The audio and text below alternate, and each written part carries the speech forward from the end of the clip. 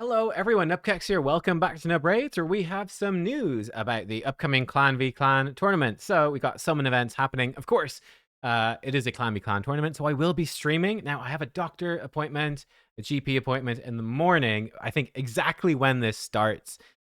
Hopefully, I'll be back about an hour after the tournament starts. It might be a little bit later. I will be streaming in the morning, but just stay tuned. It might be a little bit later than usual, and therefore the stream might be a little bit shorter. Now, it's not personal rewards. We're going to be kind of chilling. I will be spending the time building up. Basically, we'll build up Maria. I think will be the main focus. Get her booked, get her built, pick a soul. I'm grinding her masteries in Minotaur right now as well. So yeah, we'll try to get all that stuff done. Get Maria guide and stuff out tomorrow is sort of the plan. So yeah, we will see how that goes. Now the summon events though, here we go. They're happening during CvC. We are going to have two different 15x events as expected, and they're really good. For the most part, they are really, really good. So on Tuesday, we have Admiral Black... Go away. Admiral Black Tusk, really good. Osgrun the Defiler, really good. Uzal of the Jade, I think is actually pretty good. Newt, really good. Granite, he's decent, but you probably have him already. Let's just look at those. So, first up, Admiral Black Tusk. He is a faction unity champion, which makes him very juicy to be chasing. You can only pull them during their special shard events. They're not in the usual summon pool. He brings in just a passive counterattack when allies are hit hard, which is really cool. And then he has a 3-turn cooldown, full debuff removal, full team ally attack. I think he's still the only 3-turn cooldown ally attack champ in the game. Pretty much all the others are 4-turn. So this is pretty legit. And he also has his, obviously he can stun on his A1. He's got his faction unity stuff. So he can do a big single target stun that can't be resisted. Allies do double damage to target stunned by him, which is cool. And then passively, he gets loads of turn meter boosting when allies are CC'd. He can passively just be placing decrease resist, decrease speed, which is really cool. And with 3 faction allies, he gives everyone Stone Skin at the start of the round, which is amazing. Now, this Stone Skin does not have the 50% protection from buff removal and buff steals that the Stone Skin set does. Any Stone Skin buffs that you get from abilities don't have that.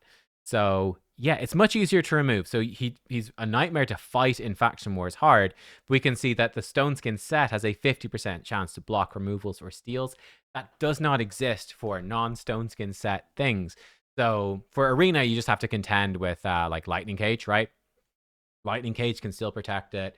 But yeah, good to note when you're fighting that the Dwarf in Faction Wars hard, you can remove all those Stone Skins basically 100%. Well, 97% of the time. 3% of the time, they'll just resist it anyway. But he is still really good, so I think he's pretty high value.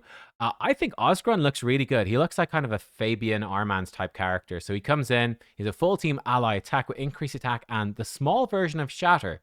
7.5% extra ignore defense is actually still really good. It's a substantial damage increase and it will decrease skills by a turn if you kill somebody, which is cool. So it's a really good ally attack. And he also has AoE buff removal, turn meter pushback, and yeah, he pushes them back to 50% turn meter or lower. And then if they had high turn meter, he stuns them, which is really cool. Now, again, you could fail to remove Stone Skin. They could have blocked debuffs to stop this. It could be protected. You can't remove it, whatever. But it's still really good. He passively activates his buff removal, turn meter pushback, and potential stun whenever an ally dies, which is awesome. Yeah, his A1's pretty good. He's got a speed in arena battles. Good base speed as well. Yeah, I've not seen too much of him because he's obviously a really difficult champ to get, but I do think he is in that sort of Armans Fabian type category of character of like, yeah, just remove all their buffs and probably stun most of their team first thing in the fight. If they kill anyone, potentially stun them again.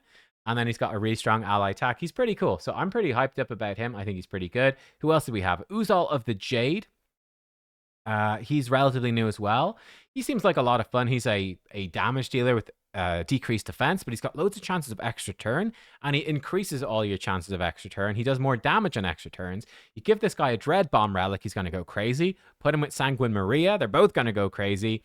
Yeah, he's pretty fun. I think he's a great damage dealer. Again, you don't see too much of him. I am rating him a bit lower because he is just an affinity damage dealer. I think the supports are just inherently more valuable and less power creepable. Newt, of course, we have Marius these days. And just alternatives as well are going to come in more and more, but he's still stupidly good. I have double Newt. I still use double Newt regularly on my account. It's incredibly strong. The triple hit enemy max HP is still insane. It's on a 4-turn cooldown, so it's not as good as Marius in that sense. He's got a 3-turn cooldown AoE, but he's Marius. He has the triple hit A1 as well, so he's really good for Fire Knight, and it freezes. So that's really strong for Fire Knight hard. He has counterattack here. He's just a great champion. Really cool. So obviously you all know about Newt. If you don't have a Newt, he's extremely high value. Granite Doorkeep, I think people are too harsh on him just because of like being an endgame player in 2025. He's not that valuable, but he is really good overall. He brings an incredible amount of buffs and debuffs to your team. Really good. And he also hits hard. He's a decent arena nuker. He's not top tier.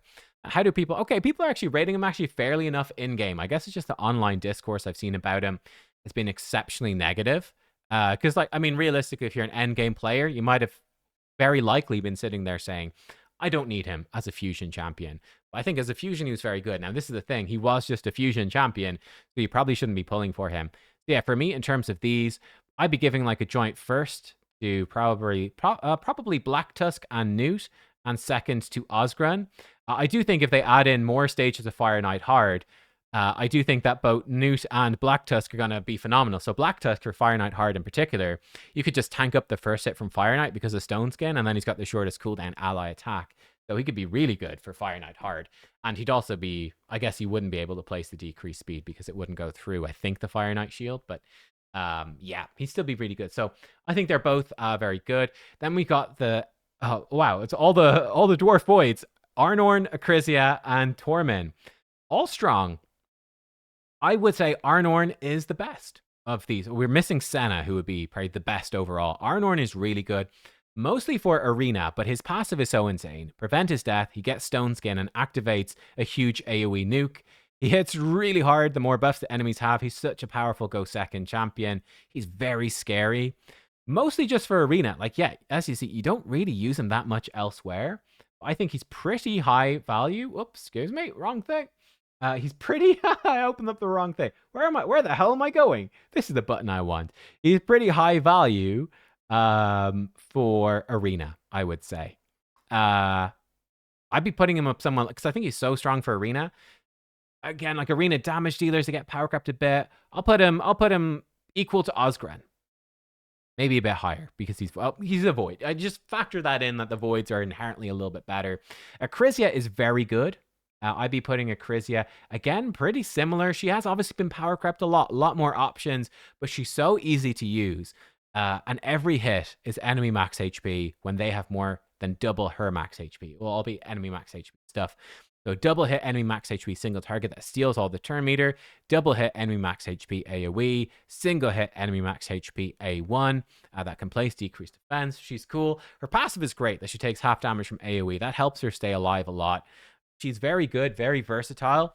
Definitely useful. She's Void as well, which is great. Now, the only problem is you've got a lot of competition from other characters. So, for example, against clan bosses, she was the queen at one point, but nowadays, Trunda and Titus, and even there's probably about 20 or more champions that are way stronger than that. Let me actually find the list for you. Let's do that. Okay, so here we go. We are on the Raid Shadow Legends RSL leaderboards Discord. And these are the top DPS for Hydra. So this is for Nightmare Hydra. Now, obviously, this is also just the top individual DPS per champion, so perhaps like a team might be better, but you get the gist. But we got Trunda number 1, 104 billion. Yeah, billion, I think. 54 billion for Titus. Then we come down a little bit. So they put this, that these are cheese difficulty in quotation marks. There is a slight drop. Whether or not that quantifies cheese or not, I will leave it up to you to decide. We have a small drop from 100 billion to 50 billion, then to 3 billion. We've got Taurus, then we've got Krokad, Carnage, Calamitous, Varl, Ninja. I got a lot of comments, people saying, Nub, you're underrating Calamitous. There you go. He's getting some damage from Hex, of course.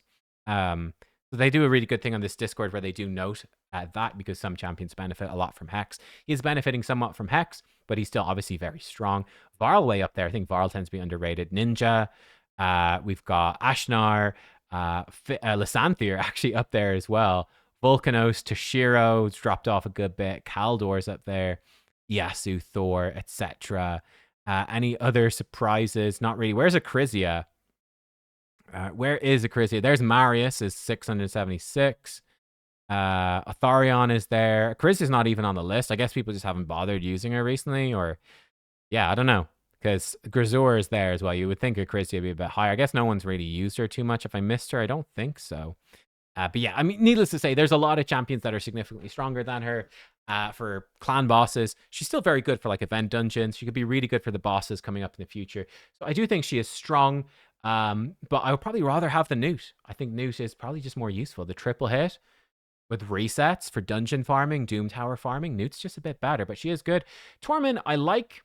But yeah, he's cool. Tormund he's useful. Mostly just arena focused on wave content because he can be spamming the freezes. He can freeze here.